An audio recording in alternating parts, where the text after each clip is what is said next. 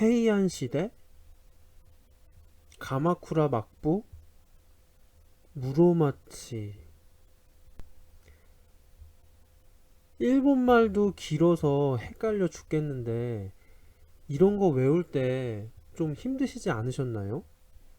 일본사 공부할 때 말이죠. 그런데 여러분, 그 사실 아세요? 이들 정권 모두가 같은 집안 사람들이라는 것을요. 안녕하세요, 막내 오빠입니다. 여러분들, 일본사 공부할 때 이렇게 하시지 않으셨나요? 헤이안 시대, 가마쿠라 막부, 무로마치 막부, 에도 막부. 이거는 무사 정권, 그 이전엔 중앙 집권제. 일본말도 몰라서 헷갈리는데 이름도 길어서 외우기 힘들었던 기억이 저는 있는데요. 특히나 이 막부는 무사 정권으로 기존의 천황 제도를 물리치고 사무라이들이 세웠다는 이런 식으로 공부를 하셨지 않으세요? 이런 방법은 막부를 개창한 사무라이들이 단순히 기존 귀족들의 호위 무사에서 반격으로 성립한 정권이라고 생각하기가 쉽습니다. 사실은 한 집안 싸움이었는데 말이죠. 막내 오빠 황갑골 세계사는 일본 정치사는 결국 집안 싸움이다 라는 점에 대해서 알려드리고자 이 자리를 마련했습니다. 이 무사정권, 막부의 특징은 기존의 왕, 그러니까 일본에서의 천황이라는 지배 집단을 남겨두고 새로운 집단이 새로운 정치 체계로 역사에 등장했다는 점이 굉장한 큰 특징으로 세계사에서 암기하게 됩니다. 여러분, 이걸 흔히 일본의 화해의 정신이라고 합니다. 갈등을 야기하기 싫어서 상대방과 타협점을 찾아 해결점을 모색하는 거죠.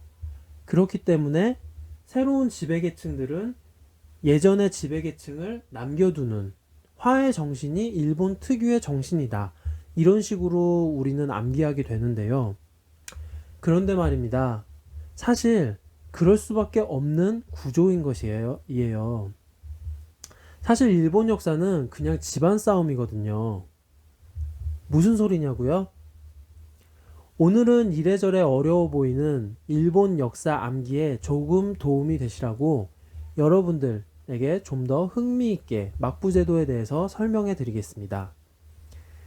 흔히 역사책에서 배우길 천황의 힘이 약해지자 북보다는 칼이 무섭다고 무사계층이 그 권력을 뺏었다. 하지만 독특한 화해정신으로 무장한 일본 정치제도가 천황과 막부를 공존하게 만들었다. 이런 식으로 말씀을 하게 되는데요. 가마쿠라, 무로마치, 에도 막부 이렇게 암기를 하곤 합니다. 사실 이 명칭을 성씨라고 많이들 착각을 하시게 되는데 마치 우리나라의 고려의 왕씨, 조선을 이씨 왕조 이렇게 부르는 것과 마찬가지죠. 하지만 실은 이것은 지역명입니다. 그리고 여러분 놀라지 마십시오. 여기서 말한 저 세 막부 모두가 한 집안인 점 아셨나요?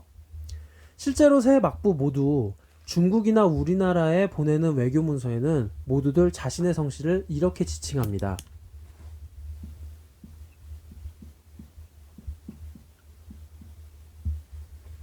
언덕원, 근원원의 원자인데요. 원씨라고 자신들을 지칭합니다. 맞습니다. 이들 모두 한 집안이었던 것입니다. 그리고 더 충격적인 것은 이들은 모두 천황 가문과 한 집안이라는 사실이죠. 그러니까 천황이 아이들을 낳고 장남이 황위를 잇게 되면 나머지 자식들은 분가를 하게 되는데 이들은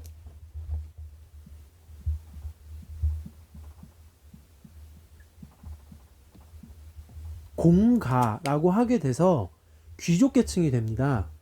그런데 이 귀족계층도 점점 아이를 낳으면서 증가하게 되니까 분가에 분가를 거듭해서 이제는 천황과 귀족을 호위하게 되는 우리가 흔히 아는 사무라이, 가문이 생긴 거예요. 사실 천황은 성씨가 없습니다. 왜냐면 일본에서 천황은 신이기 때문이에요. 기독교에서 하나님이라는 말이 하나님의 진짜 이름이 아닌 그저 호칭인 것과 같습니다. 때문에 천황이 되지 못한 천황의 자식들은 인간처럼 살아야 하기에 성씨가 필요했는데 분가되어 정착한 지명 혹은 천황이 선사한 선물로 성씨를 정하는 경우가 있었습니다. 그것으로 서로 다른 가문처럼 보이게 되는 거예요. 예를 들면 타츠바나 가문은 천황이 귤나무를 주어서 상징이 되어 성씨로 삼았죠. 하지만 천황의 피를 이어받은 가문인 것은 동일한 것이죠. 그러니까 헤이안 시대나 막부 정치의 경우 결국에는 동일한 집안끼리 큰 집, 작은 집의 형태였다는 점이 바로 특징인 겁니다. 그냥 한 핏줄인 가문들의 역사였던 것입니다. 그렇습니다. 화해 정신, 갈등을 무마시키기 위한 이중정부 구성, Are you ready? 이런 명분보다는 우선적으로 같은 집안끼리의 재산 다툼이었기 때문에 장남, 맏형을 없앨 수는 없잖아요. 여러분들 우리도 흔히 곡간 열쇠를 넘겨준 다락방 늙은이 신세가 된다 이런 식으로 말을 하잖아요. 그것과 같은 경우죠. 같은 집안 사람이기 때문에 죽일 수는 없으니까 그냥 실권이 없는 한켠에 모셔놓고 존경을 하는 경우인 겁니다. 실제로 무로마치 막부 말기에는 전국시대를 열게 되는 오다 노부나가라는 사람이 있는데요. 이 사람은 절대로 천하통일을 할 수가 없었습니다. 왜냐하면 이 일본 역사의 집안 싸움에는 다른 집안 사람은 절대로 끼어들 수가 없는 구조였기 때문이죠. 오다 노부나가, 이 사람이 누구냐고요?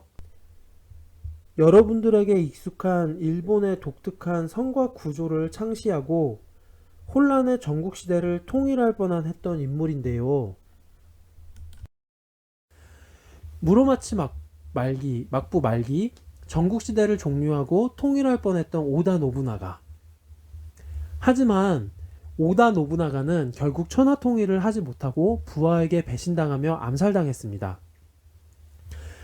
일본에서는 많은 사람들이 왜 이런 일이 일어났는지 의아해하며 오다 노부나가가 천하를 통일했으면 어떻게 되었을까라고 추측을 해보곤 하는데요. 하지만 여러분들 이 영상을 들으셨다면 이해가 되실 거예요. 그는 어차피 일본의 정권을 통일할 수 없었던 사람인 겁니다. 왜냐고요? 그는 천황과 동일한 가문 사람이 아니었으니까요. 다음 시간에는 전국시대의 풍운하 오다 노부나가는 누구이며 어째서 그는 일본을 천하통일할 수 없었던 운명이었나에 대해서 알아보겠습니다.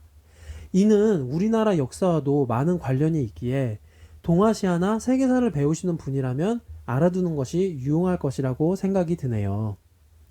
그럼 누가 일본을 통일했냐고요? 풍신수길, 도요토미 히데요시, 우리가 잘 아는 그 사람입니다. 그럼 다음 시간에 기대하면서 구독과 좋아요, 알림 설정 부탁드리며 다음 시간에 뵙겠습니다. 감사합니다.